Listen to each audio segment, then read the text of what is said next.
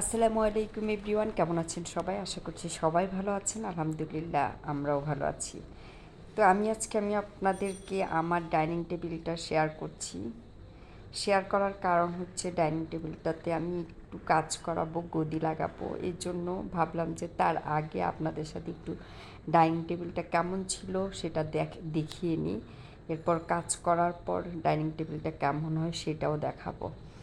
তো চলুন, মিস্ত্রিরা আসছে, কাজ করছে, দেখা যাক কাজ করার পরে আসলে কতটা সুন্দর হয় বা কী রকম হয় সেটাও আমি আপনাদের সাথে শেয়ার করব। তো জানি না, মিস্ত্রিদের সামনে আমি আছি, ওরাও কাজ করছে। যদি কাজ ভালো হয় ওদেরকে দিয়ে আমার আরও কিছু কাজ আছে, সেগুলোও করাবো। ওরা শুরু করছে কাজ, ইনশাল্লাহ কেমন হয় দেখেন আপনারা পরেরটা। এই তো ডাইনিং টেবিলের কাজ করা শেষ, মিস্ত্রি চলে গেছে। আমি একদম ঘর গুছিয়ে ডাইনিং টেবিলটা আপনাদের সাথে শেয়ার করছি। তো আমার ডাইনিং টেবিলের চেয়ারগুলো দেখতে ঠিক এরকম হয়েছে। কেমন হয়েছে আপনারা কমেন্ট বক্সে কমেন্ট করে অবশ্যই জানাবেন। আমার তো ভীষণ ভালো লাগছে। আমি যতটা বুঝতে পারছি যে ক্যামেরার থেকে বাস্তবে এটা আরও বেশি সুন্দর লাগছে।